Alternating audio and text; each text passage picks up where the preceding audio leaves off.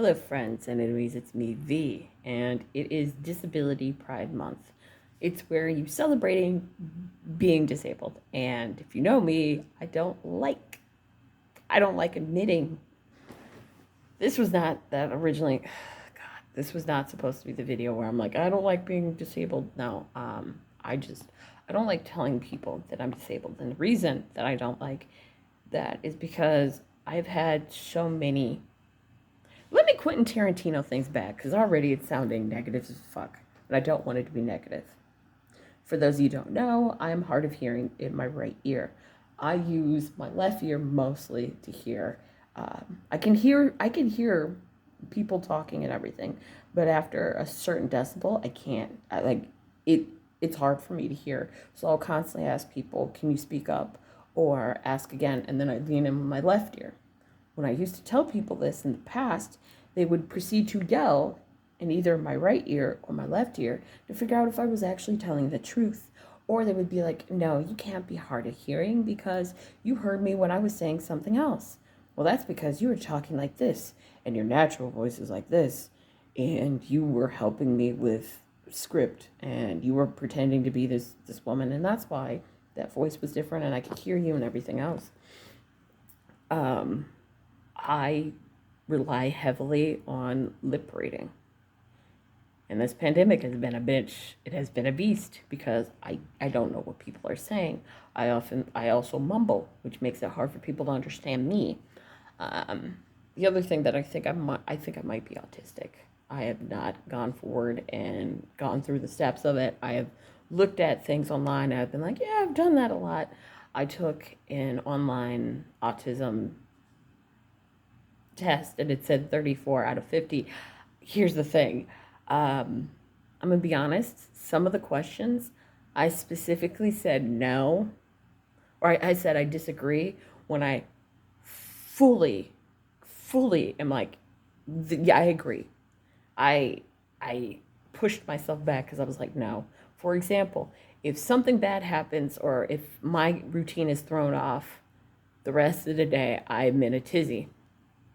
Yes, I am in a fucking tizzy. Work. There are 2 days that are coming up. One day, a coworker, someone else is working with me, and that's going to throw me for a tizzy because that person does not know how I work. And we have tried doing it once before, and I didn't like.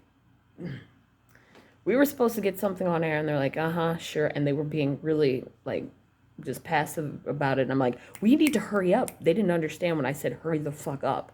They were like, yeah, we can change things once it's on air. And I'm like, no, you can't fucking change things once they're on air.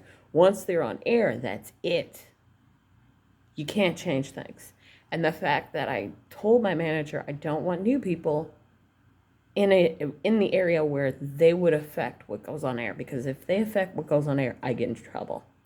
And he specifically put someone who's new in an area that'll affect what goes on air, and so I might get in trouble, and I'm a little upset about that.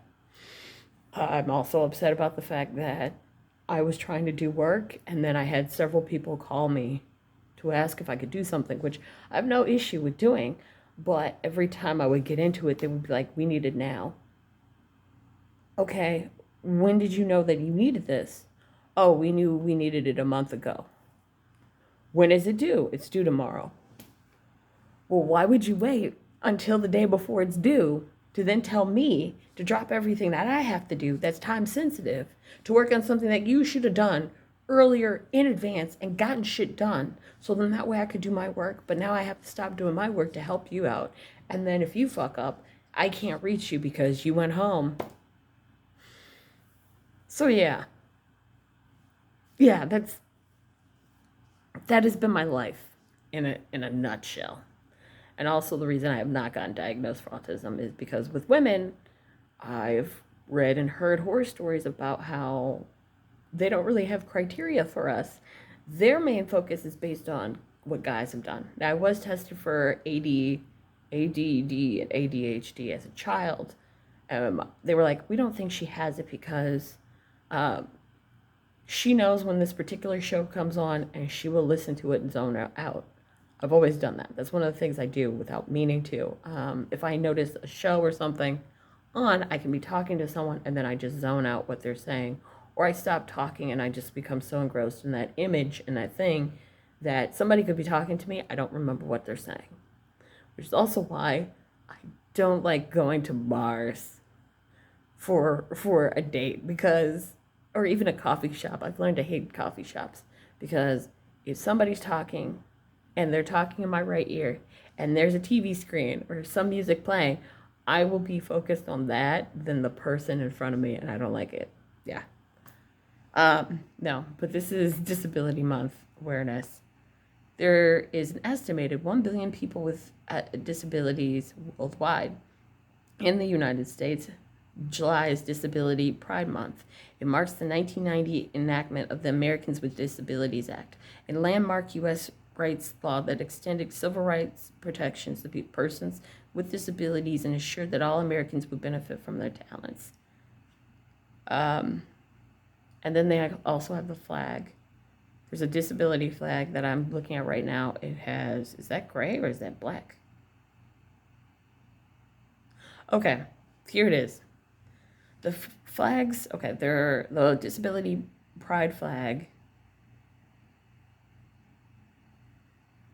Okay, okay, I'm more accessible. Reason I'm looking at it, I was confused, but that's because Anne Magill designed the flag in 2019 with feedback from community members, and then worked with photosensitive people to produce a more accessible version. Essentially, it's five diagonal shapes, or I'm sorry, 5 diagonal stripes, the color, and it all rests on a black background. When I'm looking at it, it looks gray, and that's why I was like, is it gray? I thought it was supposed to be black. The black field mourns the victims of violence and abuse against persons with disabilities. The diagonal suggests cutting across barriers that separated the disabled from society. So you have the flag's 5 colors represent the difference of disabilities. Red for physical disability, gold for neurodivergence, white is invisible and undiagnosed disabilities, blue is psychiatric disability, and then lastly, green is sensory disability. I've been fearful to talk about the fact that I think that I'm autistic and the fact that that I'm hard of hearing, just because of how people have treated me with the people that I have told, or how I've seen people treat others when they are autistic or they are hard of hearing or deaf. And me speaking up and saying, hey, yeah, talking about the deaf community is not great, blah, blah, blah, and somebody who was of hearing and biracial was like, yeah, well, it's not like being black. And I don't understand why they need this, that, and the other. Because someone made a joke about deaf people, and I said, hey, it's not funny. And I was like, okay, I don't trust you. I was a shit friend to that person, but they were a shit friend to me as well.